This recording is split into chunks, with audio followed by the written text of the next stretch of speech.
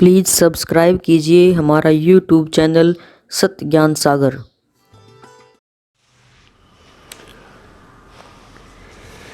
परमपिता परमात्मा पूर्ण ब्रह्म ये स्वयं ही सतगुरु बनकर इस धरातल पर 120 वर्ष तक बनारस में लीला की प्रभु ने। तो उस समय परमात्मा स्वयं ही सतगुरु रूप में आए थे और सतगुरु पृथ्वी पर एक ही होता है। वो या तो स्वयं ही परमेश्वर आते हैं या परमेश्वर के विशेष प्रतिनिधि होते हैं। वो गुरु के अधिकारी होते हैं, वही गुरु पद के योग्य होते हैं, वही पूर्ण रूप से अधिकारी होते हैं उपदेश आदि देने के।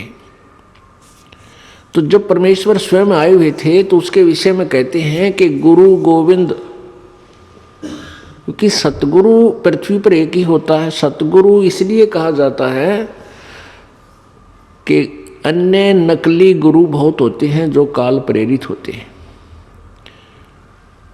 वो वास्तव में गुरु नहीं होते, लेकिन जनता, भोली जनता उनको गुरु मानती है, गुरु रूप से पूजने लग जाती है।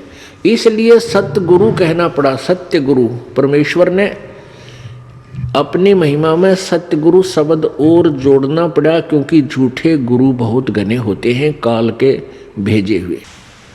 तो यहाँ उसी के बारे में परमेश्वर कह रहे हैं, गुरु बड़े गोविंद से मन में देख विचार, हरि सुमरे सो वार है, गुरु सुमरे हो पार। अब जैसे परमेश्वर कबीर जी आए हुए थे 600 वर्ष पहले, वो परमात्मा थे लेकिन सतगुरु रूप में विद्यमान थे। अब हम पहले जो हरि हरि राम राम भगवान भगवान करते फिरते थे, कोई लाभ नहीं हो रहा था। सभी देवी देवताओं को पूजते थे, मंदिर मस्जिदों पहाड़ों पर भी जाते थे, तीर्थों पर जाते थे, हमें कोई लाभ नहीं हुआ। और जिस समय हम उस परमात्मा सद्गुरु रूप में प्रकट प्रभु के पास जाते थे, जाते ही हमें लाभ हो जाता था। और फिर वो अपने ही प्राप्ति का यानी सतलोक स्थायी स्थान देने के लिए जो विधि बताते थे, उस साधना के करने से हम पार हुए। तो क्या बताते हैं, गुरु बड़े गोविंद से मन में देख विचार। अब सतगुरु यानी गुरु शब्द बहुत है। यदि नकली गुरु ना हो तो सतगुरु शब्द की भी आवश्यकता नहीं पड़े, यदि गुरु पूर्ण हो। तो यहाँ परमात्मा कहते हैं वो गुरु या सतगुरु रूप जो एक ही है, वो गुरु बड़े गोविंद से, नकली गुरुओं के ऊपर लागू नहीं होती। लेकिन परमात्मा की इस वाणियों को इन नकली गुरुओं ने अपने रोजी रोटी के लिए अपने ऊपर लगा करके भोली आत्माओं को पीछे लगा लिया। अब ये काल का भयंकर जाल है पुण्यात्माओं। परमात्मा स्वयं ही आकर के इस काल के जाल को यथार्थ रूप में हमारे सामने प्रकट करते हैं। तो यहाँ क्या बताया है कि गुरु बड़े गोविंद से मन में देख विचार, हरि सुमरे सो वार है। वार माने काल के जाल में उरली ओढ़ इसी तरफ, और गुरु सुमरे हुए पार। जो जैसे सतगुरु आए हैं, परमात्मा आए हुए थे, जिन्होंने अपने परमात्मा कबीर जी में रुचि की, उन्हीं के ऊपर आश्रित रहे, तो वो पार हुए। और जो सतगुरु छोड़कर भगवान भगवान राम राम कृष्ण कृष्ण राधे श्याम ऐसे रट लगाते फिरते थे, वो वार ही रह गए, क्योंकि उनको यथार्थ ज्ञान नहीं हुआ। अब परमात्मा क्या बताते हैं, आपकी ऐसी श्रद्धा होनी चाहिए ऐसे गुरु में, जय इब के सतगुरु मिले, जय इब के सतगुरु मिले, सब दुख आखोरो, चरणों ऊपर शीस धरूं, कहूँ जो कहनी हो। कबीर साईं मिलेंगे, पूछेंगे कुशलात, आज अंत की सब कहूँ अपने दिल की बात। गुरु जी तुम ना भूलियो, चाहे लाख लोग मिल जाहीं, हमसे तुमको बहुत है, तुमसे हमको नहीं। कबीर तुमरे विसारे क्या बने, मैं किसकी शरण में जाऊं। शिव ब्रंच मुनि नारदा, इनके हृदय भी न समाऊं। अब गुण किए तो बहुत किए, करत न मानी हार, बावे बंदा बख्श दियो, बावे गर्दन उतार। अब गुण मेरे बाप जी, बख्शो गरीब निवाज, जो मैं पूत कपूत हूँ, बोहर पिता को लाज। मैं अपराधी जन्म का, नख सिख बरे विकार, तुम दाता दुख भंजना, मेरी करो संभार।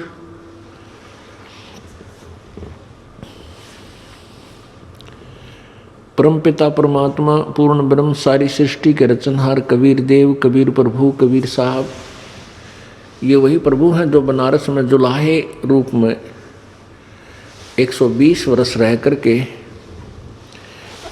अपने यथार्थ ज्ञान को समझाकर सहशरीर आए थे, सहशरीर चले गए।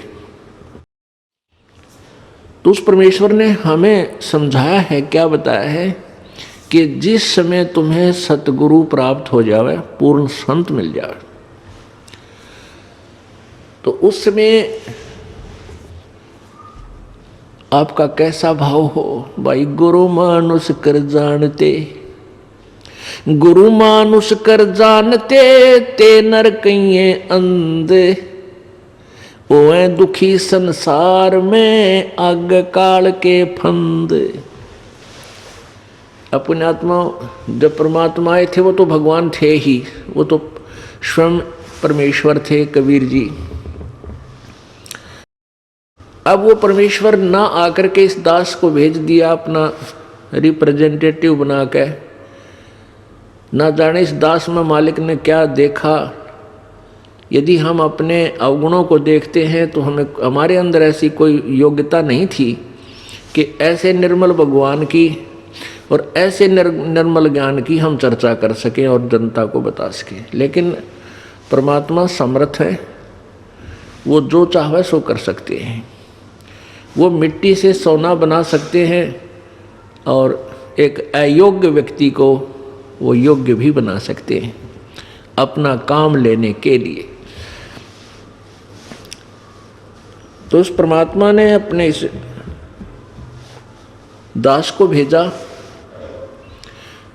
तो ये क्या बताना चाहते हैं कि आपका भाव अपने सतगुरु के प्रति भगवान तुल्य हो, तब आप सफल होंगे। अपने आत्माओं, अब तो ये दास बैठा है, यदि यहाँ परमात्मा इसी मानव शरीर तो है ही उनका, क्योंकि बनारस में 120 वर्ष रहे, और अब भी वो आ जाते। जो हम चित्र देखते हैं प्रभु का, ऐसा चित्र नहीं है। वो तो ना जाने कितने स्वरूप हैं उस मालिक के, वो किसी भी रूप में आकर के अपना ज्ञान बताता है, अपनी प्यारी आत्माओं को अपने चरणों में लगा के भक्ति करवा के सतलोक ले जाता है। अब आज हम भगवान की तलाश कर रहे हैं, और परमात्मा क्या अनमोल वस्तु है, क्या अनमोल है, कितना उसके अंदर गुण है। यदि आज हमें वो मिल जाए, आपके सामने आ जाए, तो आपकी क्या स्थिति होगी। एक बार सोचना, जो भक्त आत्माएं हैं गहराई से सोचें। अब जैसे भूखे को भोजन सामने मिल जाए, और निर्धन को सामने धन की थैली नजर आवे तो कैसी तड़फ होगी उसकी। प्यासे को पानी मिल जावे तो कैसी श्रद्धा करेगा, टूट कर पड़ेगा उसके ऊपर। धन है तो ठाकर सीने का यूं देख कर भाग लेगा, छुपा जो कि तो इसने कोई देख ना ले। और सामने भोजन है तो ऐसी सब टूट के पड़ जाएगा, फटाफट खाएगा, अपनी जान बचाएगा। ऐसे ही हमें जब परमात्मा आज मिल जावे, आपके सामने आ जावे, क्योंकि हम उसी की तलाश में तो भटक रहे हैं, तो आपकी कैसी श्रद्धा होगी ये आप अपने अपने स्तर से सोच सकते हैं। अब वो भगवान यहाँ आ जाए, अरदास के स्थान पर बैठकर सत्संग करने लग जाए, क्योंकि ज्ञान तो देना ही पड़ेगा उन्होंने, तो आपकी कैसी भावना होगी। आंखों में आंसू हो, हृदय में प्यार हो, और कोई भी अवगुण हम भगवान में देख नहीं सकते, क्योंकि भगवान में अवगुण होता ही नहीं। तो यहाँ हम इसी दृष्टिकोण से परमात्मा के भेजे हुए इस दास को आपने ऐसे ही देखना है, ऐसे विचार रखने, ताकि आपकी आत्मा परमात्मा पाने योग्य बनी रहेगी, उसमें मैल नहीं आवेगा।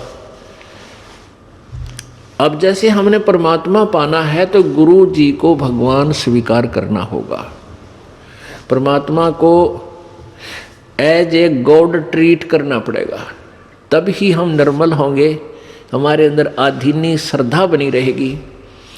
अब एक गणित के अंदर एक प्रश्न आता है ऋण का, लोन का। उसमें क्या होता है कि मूल धन ज्ञात करना होता है,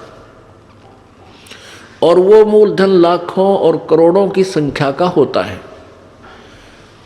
उस लाखों करोड़ों की संख्या के मूल धन, मूल राशि को ज्ञात करने के लिए, प्राप्त करने के लिए हमने सपोज करना पड़ता है, मानना पड़ता है। मान लीजिए मूल धन 100 रुपये,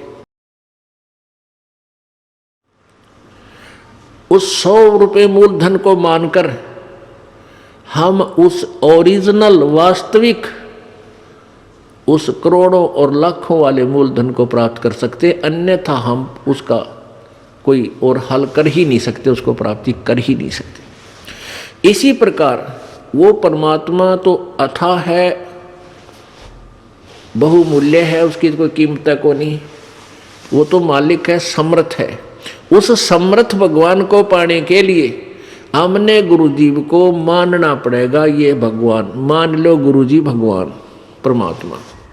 तो इस दास को यानी अपने गुरुजी को परमात्मा मानने से एक छोटी सी राशि है 100 रुपये लाखों और करोड़ों की तुलना में, फिर भी उसके बिना वो लाखों और करोड़ों वाला मूलधन आपको प्राप्त नहीं हो सकता, कभी नहीं हो सकता। आप जी ने अपने गुरुजी को भगवान मान लेना चाहिए। और भगवान मानने के बाद फिर हमारी कैसी प्रक्रिया उनके सामने होगी। सामने भगवान खड़े हो तो आप क्या झूठ बोल दोगे? आप क्या बीड़, जैसे कोई मर्यादा तोड़ के आया हुआ है, भाई शराब पी ली आदि था, बीड़ी पी गया या कोई और आन उपासना कर ली, किसी भी कारण से नाम खंडित किया है, यानी भक्ति मार्ग से भ्रष्ट हुआ है, और फिर यहाँ आता है। एक दो भक्त देखे हैं जर्दा खाते हैं, तम्बाकू खाते हैं, बीड़ी भी पीते हैं, और यानी मर्यादा को भंग भी करते हैं और आश्रम में आते रहते। तो उनको ये सोचना चाहिए कि आप कहाँ जा रहे हो? गुरुजी भगवान के पास जा रहे हैं। और परमात्मा अंतर्यामी होता है, सारी देख लेता अंदर से। ऐसे आपके मन में ये भावना होनी चाहिए। तो फिर आप जब गुरुजी को भगवान मान कर जाओगे तो आपके हृदय में ये भी होगा कि परमात्मा अंतर्यामी है और तेरे अंदर के दोष से परिचित है, इसलिए अपने दोष को उजागर कर दूं, बता दूं, उसका समाधान हो जाएगा, उसको दोबारा उपदेश दे दिया जाएगा। नहीं तो आता रहेगा, जाता रहेगा, व्यर्थ में अपना पैर घिसाई करता है, या कोई लाभ उस व्यक्ति को नहीं होगा। ये एक खेल का मैदान है, ये परमात्मा वाला अखाड़ा है, ये खेल का मैदान है। जैसे बच्चा खिलाड़ी खेल में सेलेक्ट होता है, और सिलेक्ट होने के बाद उसको मर्यादा बताई जाती है कि तुम ये फाउल हो जाएगा यदि तुमने ऐसा किया तो। और वो खिलाड़ी फाउल हो जाता है, कोई नियम तोड़ देता है, उसको फाउल कर देते, बाहर निकाल देते हैं। इसी प्रकार आप जो मर्यादा भंग कर दोगे आप फाउल होगे, फाउल होगे तो आप वार कर दिए। और परमात्मा का ऑटोमेटिक संकेत है, वो ऑटोमेटिकली यानी स्वतः आप परमात्मा के मार्ग से दूर हो जाओगे, फिर आपको कोई लाभ नहीं होना। तो क्या बताते हैं प्रभु हमारे लिए ये अमृतवाणी छोड़कर गए हैं, गुरु मानुष कर जानते ते नर कहिए अंध, होए दुखी संसार में आगे काल के फंद। गुरु गोविंद दोनों खड़े किसके लागू पाए, बलिहारी गुरु अपना जिन गोविंद दियो मिलाए। अब देखो कितनी प्यारी वाणी है परमात्मा की। इसको समझना है कि एक तरफ गुरुजी खड़े हैं, दूसरी तरफ भगवान। आप किसके चरणों में लगोगे? स्वयं ही उसका उत्तर भी दिया है कि मैं तो अपने गुरुजी के चरणों में लगूंगा, क्योंकि उन्होंने ही मुझे भगवान मिलाया है। गुरुजी नहीं होते तो भगवान सौकोश था मेरे तक। अब जैसे एक एग्जाम्पल देते हैं, उदाहरण आपको देते हैं। जैसे हमने जल को समझ लिए भगवान, एक प्यासे को जल की आवश्यकता है, तो हम प्यासे हैं प्रभु के, हमें उस प्रभु रूपी जल की आवश्यकता है। तो जल तो समझो भगवान, और एंड पंप समझो गुरु। एंड पंप जो नल होता है, जैसे हाथ से चलाते हैं उसको समझो एक, ये तो हमारे गुरु हैं, और उन्होंने पानी मिला दिया, हमें पानी प्राप्त करा दिया। तो पुण्यात्मा परमात्मा कहते हैं, कबीर हरि के रूठता गुरु की शरण में जावे, कहे कबीर गुरु रूठ गए तो हर ना होत सहाय। अब पुण्यात्माओं, जैसे जिस प्राणी के पुण्य अधिक होते हैं तो वो सुखी नजर आता है, उसकी बढ़िया नौकरी भी होती है, व्यवसाय अच्छा होता है, या अपना कोई कार्य बहुत अच्छा होता है, बच्चे भी ठीक हैं, अच्छा उसका जो है ठीक व्यवस्था बनी हुई है। तो सब ये कहते हैं भाई इसका राम राज्य है, इसका भगवान प्रसन्न है इसके ऊपर। और जिसके ऊपर आपत्तियों पर आपत्ति आ रही है वो स्वयं कहता है कि मेरा राम रूठ गया, मेरा भगवान रुष्ट हो गया, मेरा भगवान रुस गया, इसलिए मेरे ऊपर दुख आ रहे। तो पुण्यात्माओं, पुण्य से सुख होता है और पाप से दुख होता है। जिस व्यक्ति के पुण्य समाप्त हो गए और पाप बढ़ गए उसको दुख शुरू हो गया। आपके पुण्य अक्षीण होने से आपको दुख शुरू हो गया। आप कहीं कार्य कर रहे हो खेतों में, आप एक मटका पानी का घड़ा भर के ले गए और वो पी लिया, समाप्त हो गया। आपको पानी की आवश्यकता पड़ी, पानी जल के अभाव से आपको कष्ट शुरू हुआ। आप कहाँ जाओगे? हैंड पंप पर जाओगे और फिर हैंड पंप की सेवा करके, यानी एक मजदूरी करके, और फिर जल फिर भर लाओगे।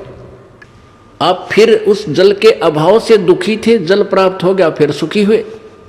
जब आपके पुण्य खत्म हो गए, आपका राम रुस गया, आपका भगवान रुष्ट हो गया, आपत्तियां शुरू होगी। उसका क्या समाधान है?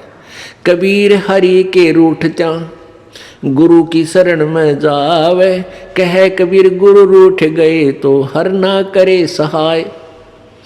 आपका राम रूठ गया, आपका भगवान रुष्ट हो गया, आपके पुण्य समाप्त हो गए, आप दुखी हुए। गुरु रूपी हैंडपंप के पास जाओ और उनकी सेवा करो, वहाँ से पुण्य फिर भर लाओ, फिर सुखी हो जाओगे। यदि आपने हैंडपंप ही खराब कर लिया, ओहे तोड़ दी उसकी हथली हथी, तो आपको जल नहीं मिलेगा। यानी आपके गुरुजी रुष्ट हो गए तो भगवान मदद नहीं करेगा, वहीं से कनेक्शन कट जाएगा। उससे पहले जितना जल आपको प्राप्त हो गया उसको कितने दिन पी लियो। आप जब इस गुरुजी दास के शरण में आते हो, उस मान लिए कोई 1 वर्ष, कोई 2 वर्ष, कोई 4 वर्ष अपनी साधना करते इस दास के बताए हुए, उससे आपको पुण्य प्राप्त हो जाते हैं। और फिर किसी भी कारण से आपका दुर्भाग्य उदय होता है, आप यहाँ से कट ऑफ हो जाते हैं, तो आपके या आप कोई मर्यादा भंग कर देते हो, तो आपके गुरुजी रुष्ट हो गए। गुरुजी रुष्ट हो गए तो वो हैंडपंप खराब हो गया। जितना जल तुझे प्राप्त हो चुका, यानी जो पुण्य तुझे मिल चुके, वो हो सकता है आपके काफ़ी समय तक चल सकते हैं, लेकिन जब वो क्षीण हो जाएंगे फिर आपकी दुर्गति प्रारंभ हो जाएगी। इसलिए हमने इस आध्यात्मिक मार्ग को बहुत ही जो है सूक्ष्म दृष्टि से देखना है, बहुत गहराई से सोचना है इसके ऊपर, और प्रत्येक पहलू पर विचार करके फिर इस सफर को तय करना है। परमात्मा क्या बताते हैं फिर सुनो। कबीर गुरु गोविंद दोनों खड़े, किसके लागू पाए, बलिहारी गुरु अपना जिन गोविंद दियो मिलाए। हैंडपंप और जल का उदाहरण, गुरुजी को ही हमने प्रसन्न रखना है, भगवान प्रसन्न आप रहेगा, क्योंकि परमात्मा उस दास गुरुजी के ऊपर वो खुश होता है, प्रसन्न होता है, वो उसका कृपा पात्र होता है। और आप उस गुरुजी की मर्यादा में चलते हो तो परमात्मा प्रसन्न रहता है, आपको प्रॉपर लाभ देता रहेगा। और आप जी ने नियम भंग कर दिया तो आपका कनेक्शन कट गया, आपका हैंड पंप खराब हो गया, आपको पानी जल मिलना बंद हो गया, आप फिर आने वाले समय में आपत्तियों का सामना फिर करना पड़ेगा। इसलिए प्रभु कहते हैं, कबीर हरि के रूठते गुरु की शरण में जावे, कहे कबीर गुरु रूठ गए तो हर ना करे सहाय। सतगुरु के उपदेश का लाया एक विचारे, जय सतगुरु मिलते नहीं तो जाते नरक दुआरे। ओहो,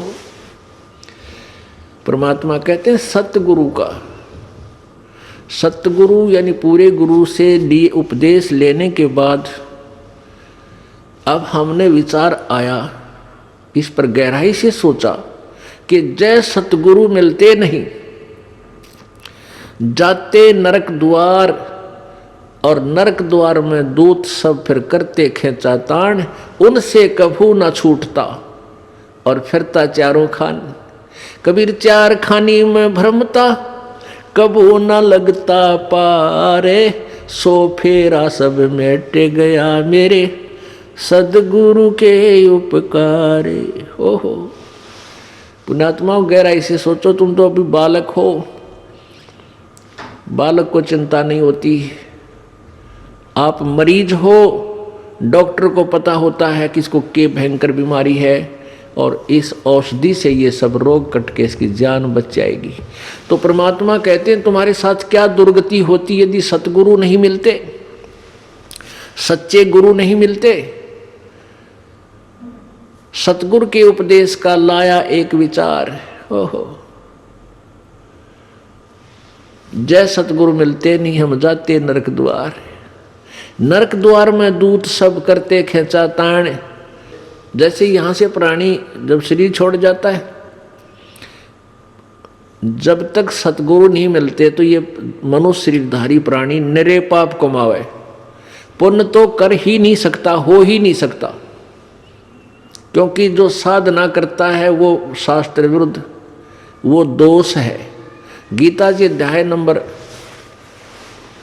16 के श्लोक नंबर 23 में कहा है कि शास्त्र विधि को त्याग कर जो मनमानी पूजा करते हैं, मनमाना आचरण करते हैं, उनको न तो कोई सिद्धि प्राप्त होती है, ना कोई सुख होता है, ना उनकी गति होती है। फिर इससे सिद्ध है यूजलेस।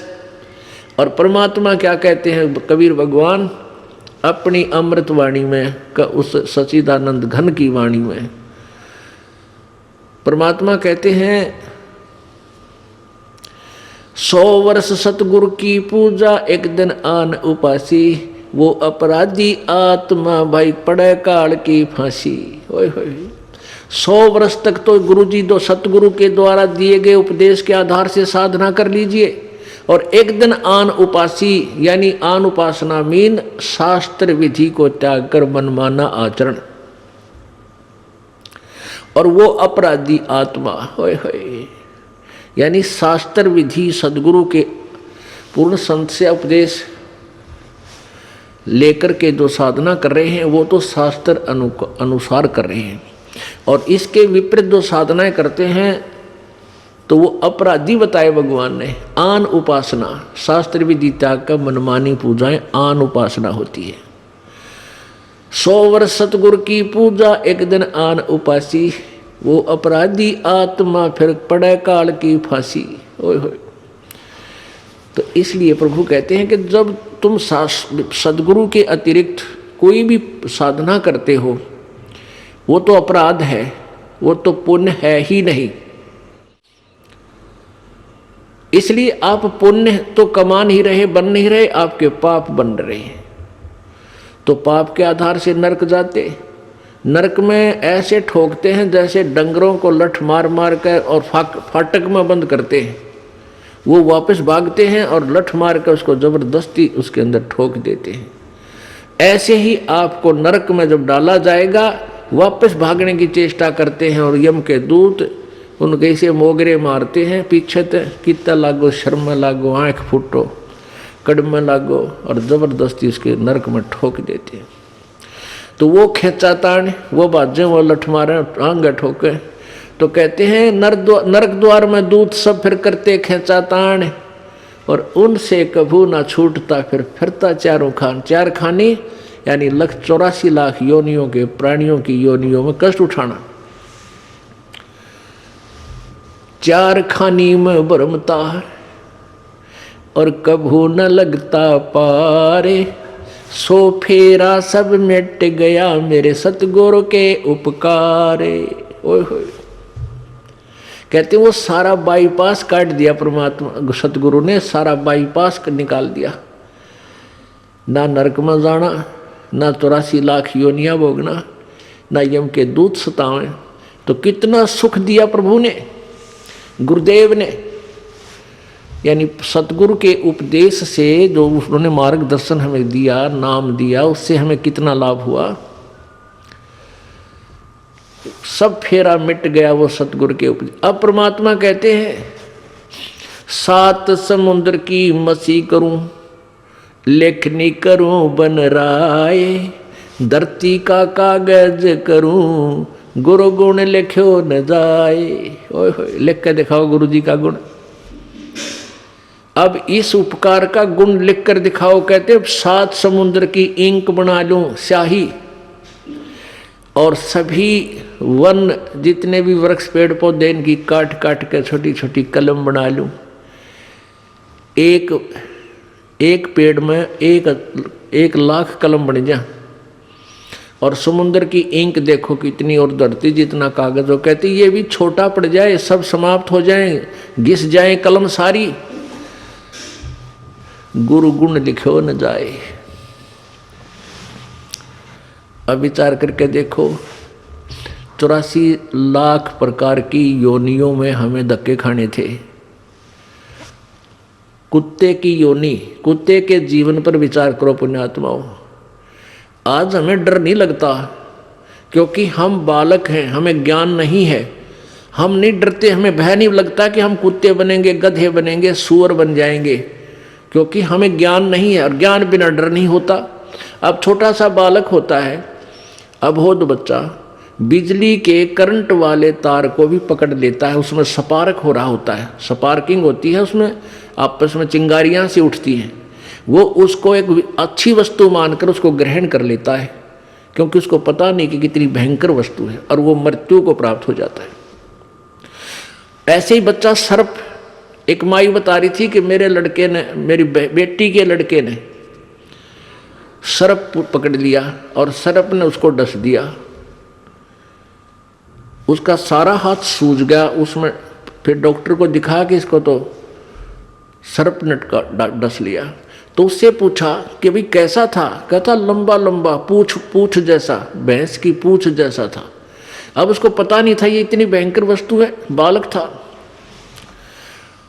तो पुण्यात्माओं, अब आप बालक हो, बच्चे हो, इतने बहुत बालक हो, आपको डर नहीं। और जब वो बच्चा बड़ा हो जाता है, उसको ज्ञान हो जाता है ये सांप इतनी भयंकर वस्तु है, सर्प, और बिजली कितनी खतरनाक है, ये जानलेवा है, तो फिर कभी जब वो बड़ा हो जाता है, यानी उसको ज्ञान हो जाता है, और कहीं ऐसा तार नीचे गिरा हो, वायर, और वो सपार कर रहा हो, आप भी दूर भाग जाएगा और दूसरों को भी कहेगा दूर हो लो, दूर हो लो, दूर हो जाना, इसमें करंट है, ये मार देगा। ऐसे ही सर्प दिखाई देगा तो दूर भाग जाएगा, और कोई बताएगा इधर मत जाना, देखो वो सर्प है।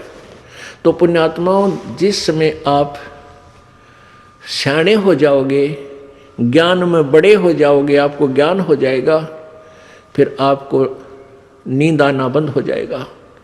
आपको इतना डर लगेगा कि हम कुत्ते बन जाएंगे, हम गधे बन जाएंगे, हे भगवान।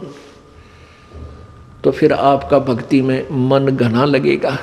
इसलिए ज्ञान आपको इसलिए करा जाता है कि आप इस योग्य हो जाओ, ये समझो कि हम यदि ये क्रिया नहीं करेंगे तो हम इस दुख का सामना करना पड़ेगा। अब क्या बता रहे हैं परमात्मा कि एक कुत्ते की योनि को देखो। ओहो, अब ये शीतलहर चले थी, ऊपर से धुंध और वर्षा की बूंदें आवे थी, और वो कुत्ते राम बाहर गली में बैठे थे। पहले वो कभी मनुष्य थे, और मनुष्य जीवन में ये सुविधाएं प्राप्त होती ही होती हैं, ये नियम है ईश्वर का। ये जो सुविधाएं आपको प्राप्त हैं, इनको आप बहुत कुछ मान बैठे हो, और इन सुविधाओं के उपलब्ध होने से आप भूल जाते हो भगवान को, ये गलती कर जाते हो। और अब आपका यकीन नहीं होता, चाहे कितने वाणी सुन लो, बहुत देर से वो ये ज्ञान आपको डर लगने लगेगा, बहुत काफ़ी सत्संग सुनने के बाद और भक्ति साथ में प्रवेश हो जाएगी, उससे ये ज्ञान आपका हृदय में डटा रहेगा। फिर आप डरा करोगे, अरे तेरा गजब भैया, ये भगवान है, कुत्ते बन के और ये दुख उठाने पड़ते। आज शराब पी करके और थाली का ठोकर मारते हैं, फेंक देते हैं थाली को, बड़ी बड़ाई भोजन से तैयार थाली को फेंक देते हैं, और उसकी पत्नी बैठी बैठी रो रही होती है। 2 घंटे लगा कर रोटी बनाई, पति देव आवेंगे भोजन खावेंगे, और पति देव आया टीटी बन के, खाना धर दिया, पर दिन में बैठा रहेगा, वह कहीं खाना खा ले। अब वो सोच है नहीं उसको, क्योंकि तो शराब में टन होया बैठा है। फिर वो ये कहेगी तो मत पिया कर, रोज पी का हो, अपने शर्म नहीं आती। बस इस बात से वो टीटी फिर चिढ़ जाता, थाली फेंक दे, पत्नी ने भी कूट दे, टीवी भी फोड़ दे, यानी पता नहीं क्या नुकसान कर दे। अरे वो कुत्ता बन गया वो दुष्ट आत्मा। अब कुत्ते की योनि पाके कहाँ बैठा? गली में, और सारी रात भौंके, क्यों उसमें ऐसी नेचर दे दी भगवान ने। सारी रात भौंकते भौंकन से उसको भूख लगे, सुबह उठकर फिर कहाँ जाता है? वो रसोई की तरफ सरकता है, किसी के दरवाजे को खुला देखकर रसोई की तरफ भागता है, क्यों मैं कहा उसने अन्न की। अब उस लाट साहब ने कौन जान देगा रसोई में, कोई मारे लठ टांग के ऊपर लाग गया। आध घंटे तक रोए, बाहर गली में खड़ा होगा ट्या ट्या, और फिर दूसरे घर में सरके धीरे धीरे, हो सकता है उसके भाग में वहाँ लठ मिला या टूक मिला। यदि वहाँ भी लठ मिल गया तो फिर कहाँ जाएगा? गांव से बाहर जाता है, क्या खाता है? वहाँ टट्टी खा कर आता है, वो जो थाली का लात मारा करता है वो दुष्ट आत्मा। तो अब ज्ञान बिना हमें ऐसा लगता है कि शायद हम कुत्ते गधे नहीं बनेंगे, हमारी न्योय मौज रहेगी। परमात्मा कहते हैं तू जाने तेरी ऐसे निभाएगी, ये तो हरदम लेखा वरना रे।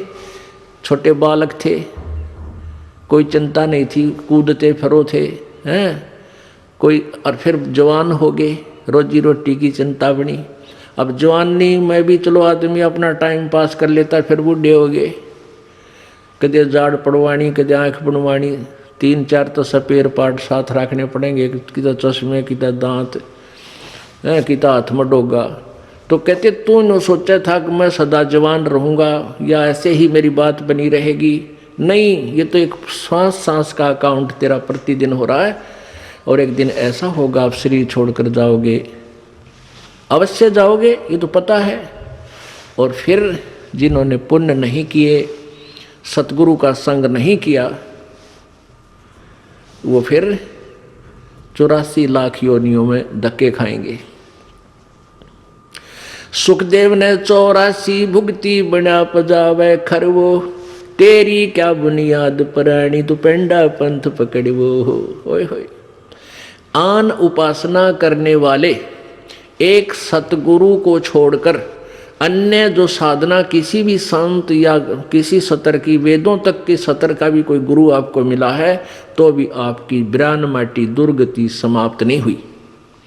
क्या बताते हैं? सुखदेव ने 84 भुगती बना पजावे खरवो, तेरी क्या बुनियाद पराणी तो पेंडा पंथ पकड़वो। सुखदेव जैसे ऋषि, उन्होंने भी 84 लाख योनियों को भोगना पड़ा, क्योंकि उनको सतगुरु नहीं मिले, ये मार्ग नहीं मिला, ये पेड़ा नहीं मिला। क्या बताते हैं? कोट जन्म तन भरमत हो गए, कुछ ना हाथ लग्या रे, कुकर सुकर खरबा बोरे, कौआ हंस बुगारे। कोट जन्म तू राजा के, ना मिटी न मन की आशा, भिक्षुक होकर दर दर घूम लिया, मिला न निर्गुण रासा। अब क्या बताते हैं कबीर परमेश्वर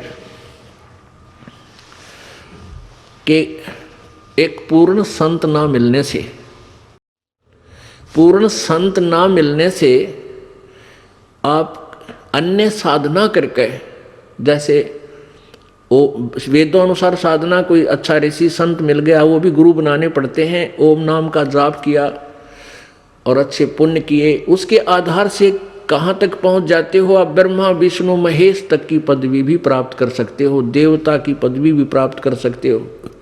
वरुण जल का देवता, कुबेर धन का देवता यानी वित्त मंत्री, इन पदवियों को भी तू प्राप्त कर सकता है। लेकिन फिर 84 लाख योनियों में भी आपको जाना ही पड़ेगा। कहते हैं भिक्षुक होके दर दर घूमिया और मिला न निर्गुण रासा। भिक्षुक होके, जैसे किसी को प्रेरणा हुई पुण्यात्मा को, घर त्याग दिया, जंगल में जा बैठा। वहाँ से क्या करते थे कि जंगल से गांव में आते थे, नगर में, वहाँ से एक बार भिक्षा मांग लेंगे और शाम न खा ली, और सुबह भी वही रख दी, सुबह बासी जैसी मिली वो खा ली, और फिर भी बच गई तो उसको कहते सुखा लेते थे। शाम ने फिर उसी में थोड़ा बहुत खा के काम चला लिया। इतनी साधना भी की कि कहीं तेरी भक्ति में बाधा ना पड़े, थोड़ा खा करके अपनी भक्ति करता रहो। उस भक्ति के आधार से इतने इंद्र कुबेर ईश की पदवी, स्वर्ग का राजा इंद्र भी बन गया तू। लेकिन ये जन्म मृत्यु और 84 लाख योनियों का तेरा कष्ट मिटा नहीं, क्योंकि तुझे वो मार्ग नहीं मिला।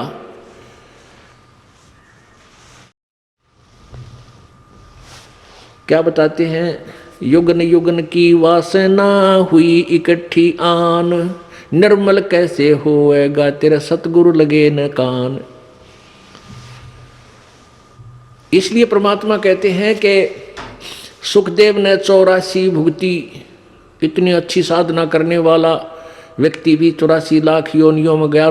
सुखदेव जी ने आप बीती बताई कि भाई बहुत झंझट है इस संसार, इस जो है संसार में। एक बार मैं गधे की योनि भोग रहा था और मेरे स्वामी ने मुझसे इतना कार्य लिया, इतना कंजूस था वो, जिसके कारण मैं बहुत प्यासा रहा, अंधा हो गया। भूख प्यास के कारण समय पर आहार भी नहीं करने दिया, तो मैं अंधा हो गया। अंधा होने के बाद मेरे स्वामी ने मुझे घर से निकाल दिया, 2 मारे लठ और चलता कर दिया। अब मैं एक पगडंडी पकड़कर उसके ऊपर से जा रहा था। आगे एक नाला आ गया, उस नाले में मेरे अगले पैर जाने लगे। मैंने जंप लगाना चाहा, कूदना चाहा तो बीच में फंस गया। यानी गर्दन अगले से थोड़ा ही नाला था, 2-2.5 फुट का,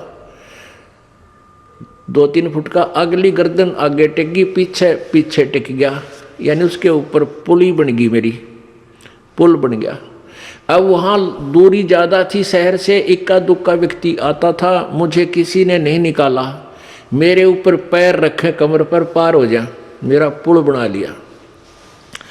और मैं तड़फ तड़फ के भूख प्यास से कई दिनों तक तड़फ तड़फ के मृत्यु को प्राप्त हुआ।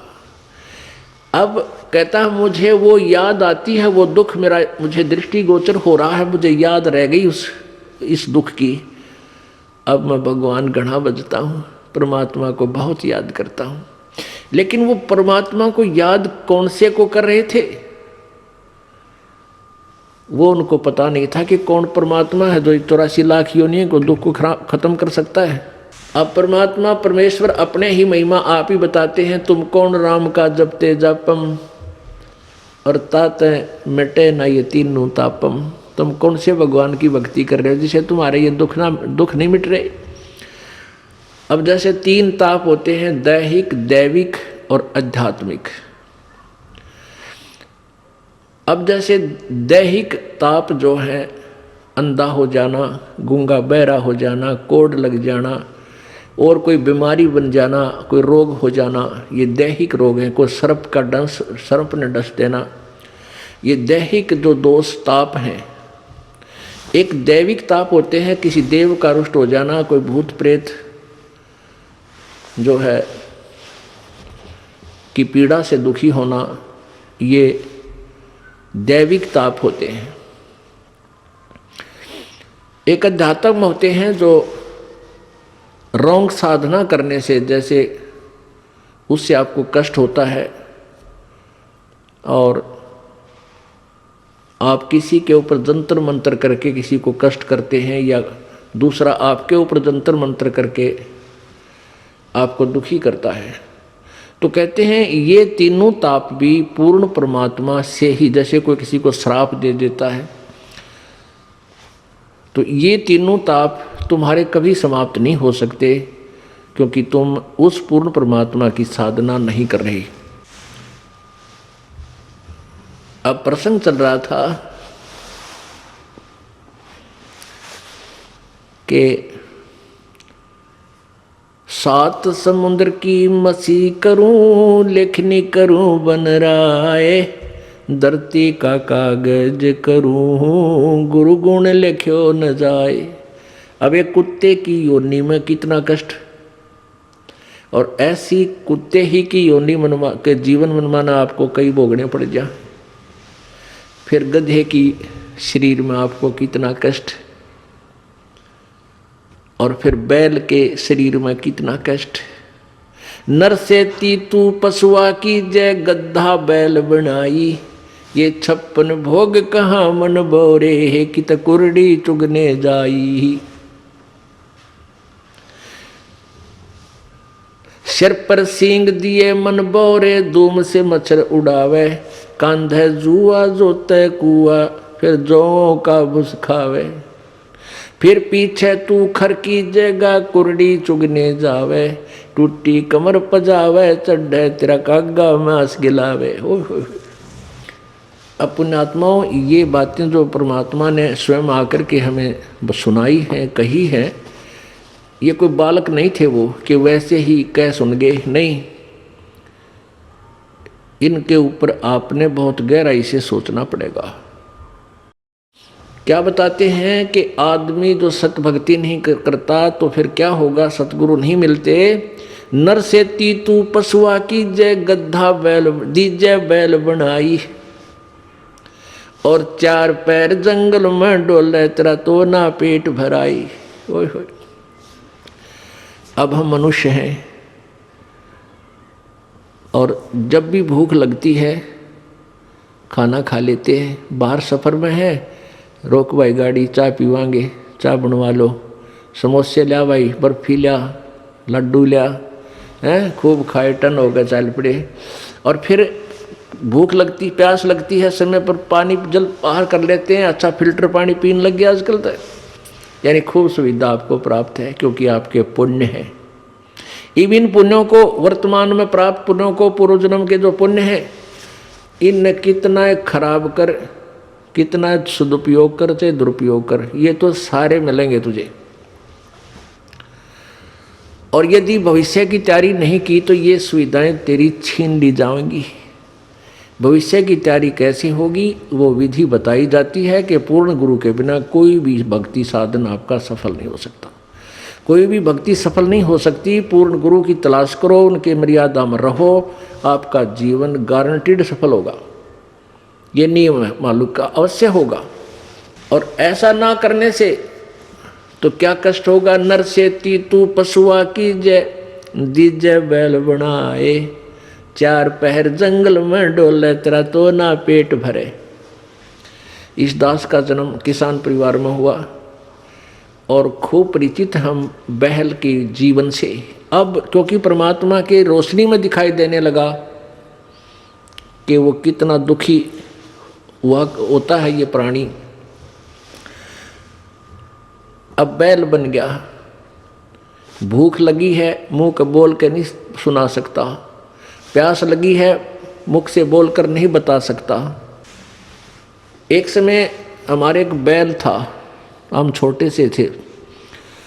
उस बैल के पिछले पैरों के खुरों के बीच में एक कील लगी, एक इतनी लंबा लोहे की कील थी और वो पिछले पैर में घुस गई। सुबह अंधेरे में हाली लेकर गया था खेतों में, तो किसी ने वो कील कंडम समझ के गली में फेंक दी और वो बैल के पैर में चल गई।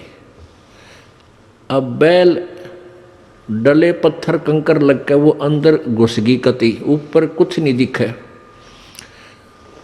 और पैर से बैल लंग करने लगा, लंगड़ाने लगा। तो आली आपस में ये विचार किया करते थे, भाई बैल के कभी ऐसे लंग हो जाती है तो क्या बताया करते कि उसको रोकना नहीं चाहिए, बैल को काम लेते रहना चाहिए, क्योंकि उसकी नस पर नस चढ़ गई है और नस पे नस चढ़ जाने से, रोक देने से वो ज़्यादा हानि होती है, चलते रहने से वो ठीक हो जाता है। इस दृष्टिकोण से हाली ने सोचा कि इस कैर नस पे नस चढ़ गई, पैर की नाड़ी पर नाड़ी चढ़ गई और इसको चलाते रहना। शाम तक चलाते रहा, बैल ने ना चारा चरा ना जल पिया और शाम तक पैर सूज गया, सोजन आ गई। शाम ने आके खड़ा हो गया, एक 3 पैरों से चल रहा बेचारा, आते ही बैठ गया, सुबह उठा नहीं, इतनी पीड़ा थी उसको। अब पहले पुराने समय में 40 वर्ष पहले एक ऐसे ही वहाँ ट्रीटमेंट होया करते गाँव में। कोई व्यक्ति बुलाया, उसने कहा कि इसके गोड्डे में बा आ गया घुटने पे, वहाँ गर्म पट्टी जैसा भी उसकी औषधि थी वह तैयार, उसकी ट्रीटमेंट शुरू कर दिया। अब कीला गिरी पैर में, घुटने उस खुरों में, और ट्रीटमेंट हो रहा घुटने का। अब वो बोल के नहीं बता पा रहा मेरा पीड़ा कहाँ है। और जब वो मनुष्य शरीर में होगा, वो खूब आंडी पाक रहा था, अन्यों कहता होगा कि उसने देखा भगवान, देखी जाएगी, फिर देख, फिर क्या देखेगा, गधा बने पाछे, बैल बने पाछे। अब क्या तू क्या देखेगा, हमने तो अब देखना है जो मनुष्य शरीर है, और संतों की वाणी पर अटल विश्वास करके अपना कल्याण करवा लेंगे तो जान बचेगी। 1 महीने के तक वो बैल सूख गया, चारा भी छोड़ दिया उसने, खाना थोड़ा बहुत खावे कभी ना खाए, पीड़ा में। और ये बता नहीं पा रहा मेरा पीड़ा है कहाँ। वो अपने आप पक के, वो कील जहाँ लगी थी अपने आप पक के फूटा, उसमें से मवाद निकलन लगा। जब ध्यान गया को हो रहा तेरे किसके तो खुरों में कोई गड़बड़ है, फिर उसमें हाथ पर छेड़ा छाड़ी करी, एक व्यक्ति बुलाया, उसने औजार से देखा अगर इसमें कील लगी है, वह कील पर निकाली, इतनी लंबी निकली, तब वो बैल स्वस्थ हुआ। तो पुण्यात्माओं, उस नालायक ने सोची भी ना थी कभी तेरी ये दुर्गति हो जाएगी। लेकिन ठीक है, हमें ना पता हो पर संत बतावें, सतगुरु बतावें आकर के, सब सदग्रंथ गुणगावें, तो विचार हमने करना चाहिए। तो ऐसा दुख फिर क्या बताते हैं कि सिर पर सींग दिए मन, 4 पहर जंगल में डोला तेरा तो ना उधर बरे। अब तो समय मिलते ही, भूख लगते ही खाना खा लेते हैं। अब परमात्मा का भंडारा चलता है यहाँ पर फ्री ऑफ कॉस्ट है। कितनी बार भोजन पाओ, दिल करे जब वह चाह की भरा कप पर बैठ कर पीने लग जा। कहीं भी आप घर पे हो, भूख लगती है तभी कहते हो रोटी लाओ, खाना भूख लगी है, चाय बना लो, चाय पी ले, दूध लाओ हैं। और कोई त्यौहार है, ब्याह शादी है, लाडू बर्फी जलेबी खूब डट कर खाओ। लेकिन परमात्मा कहते हैं फिर इस भक्ति ना करने से, सदगुरु की शरण में ना जाने से, नर से तीतू पशुआ की जय, दीजे बैल बनाए, 4 पहर जंगल में डोले तेरा तो ना पेट भराए। ओह, 4 पहर यानी सुबह से लेकर शाम तक, सुबह 6 बजे ले जाते थे, शाम को 6 बजे, 12 घंटे खेत में रहेगा तेरा तो पेट नहीं भरा, क्योंकि भूख लगी होगी। आसपास हरी भरी घास और खेती होगी जो उसका आहार है बैल का, लेकिन वो खा नहीं सकता, क्योंकि हाथ में लठ आली के मालिक के कड़म मारे, जाके चरने की चेष्टा करेगा तो खाने की। समय पर पानी मिलेगा 2 टाइम मुश्किल से, प्यासा मर चाहे भूखा मर। पुण्यात्माओं, अब ये सतगुरु का गुण लिखने लग जाओ आप कितने। एक कुत्ते के जीवन को लिखो, फिर गधे के जीवन को लिखो, फिर बैल के जीवन में क्या क्या कष्ट आते हैं वो लिखो। और चीटी हाथी 84 लाख कहते हैं, इन सब से बाईपास निकाला मेरे सतगुरु ने। फिर क्या बताते हैं कि सिर पर सींग दिए मन बौरे, और दूम या पूछ होती है, पूछड़, इस पूछड़ ते मच्छर हटा। अब जैसे आज वर्तमान में तो बहुत सुविधा होगी, ये ऑल आउट लगा लेते हैं भाई, मच्छरदानी ला ली मच्छरों से बचने के लिए, और गर्मी से बचने के लिए पंखा, कूलर, एसी, पता नहीं कितनी व्यवस्था होगी आज। और परमात्मा बंदी छोड़ बताते हैं कि यदि तूने मालिक याद नहीं किया, सिर पे सींग दिए मन बौरे, और एक धूम तो मच्छर उड़ा। अब वो धूम है ना तेरी, वो तो तेरा कूलर, और वो ही तेरा पंखा, और वह मच्छरदानी। और एक आधे कर्म इनकी वह धूम भी कट जाती है, कीड़े पड़ जाए उसमें, वह काटनी पड़े, वह रह जाती है फिर 8-9 इंच की। और फिर उसने ऐसे करता बैठा बैठा, वो सुविधा भी छंदी कर्म इन प्राणी की कि थोड़ी बहुत लंबी धूम होती तो मच्छर उठा लेता थोड़े बहुत। अब कर्म इनके वह धूम भी कट गई। तो जितने पाप करेंगे हम, उसी की एवरेज में, उसी की रेशो में, प्रत्येक योनि में उतना ही कष्ट।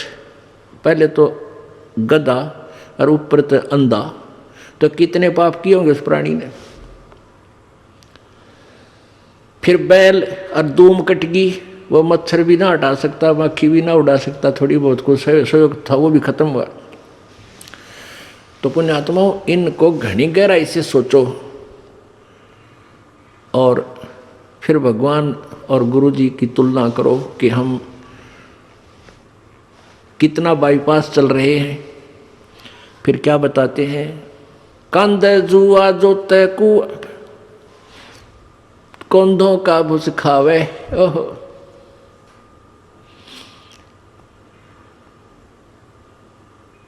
कंध है जुआ जोते कुआ, रहट में जोड़ देते। हरट होता था पहले पुराने समय में सिंचाई का साधन, कुएं में एक चैन सी डालकर उसके बाल्टियां वेल्ड कर देते थे, और एक कुल्लू की तरह उसको घुमाते थे, बैल जोड़ देते थे, और उस पुली घूमती थी, उसमें से जल बाहर निकलता था, बाल्टियां भर के नीचे से आती थी, ऊपर डाल एक ऐसा परनाला सा होता था, उसमें डल जाती नाली में और वो आगे खेतों में जाता था। तो बैल को सुबह जोड़ देते, शाम तक वो उसका लठ मारते, अपने आप चलता रहता सिंचाई करने के लिए। तो क्या बताते हैं, और फिर उसको भूख लगती तो उसमें पुराने समय की बातें हैं, ये गेहूं का चारा नहीं था, जौ होया करते जौ, और जौ के भूस में इतने तीखे उनके पत्ते होते हैं, नोकेले से, तुस बोलते हैं उनको, कांटे से, और वो तूड़े में होते थे उस भूस में, और वो बैल खाता था। जौ के भूस को बैल जल्दी से खाएगा नहीं, वो तो जब खाएगा जब उसको ये दिख ले तेरी मृत्यु होगी, भूखा मर गया, तब उसको खाता है, और कट्टे मुंह में चुभते हैं, और ऐसे मुंह करता है धीरे धीरे। हमने खूब देखा ऐसा। तो पुण्यात्माओं, वो दुख उस प्राणी ने कैसे ले लिया? क्योंकि सतगुरु शरण में नहीं गया। मनुष्य जब जीवन था वो भक्ति की को ना। तो ये सारी बातें याद आपको दिला करके आपके हृदय में परमात्मा की भक्ति प्रवेश करने योग्य बनाया जा रहा, ताकि आप दृढ़ता से, और डर के भय बिन भक्ति नहीं होती, और भय ज्ञान से होता है। जैसे बच्चे को ज्ञान हुआ सर्प का, तो फिर वो डरने लगा, उससे जान बचा ली। ऐसे ही हम आपको ज्ञान करा रहे हैं, आपको ज्ञान हो जाएगा तो आप इन पापों से उल्टे हटोगे और आपका जान बचेगी। जान बचेगी मतलब आपका मोक्ष हो जाएगा, 84 लाख योनियों के कष्ट से आप बच जाओगे।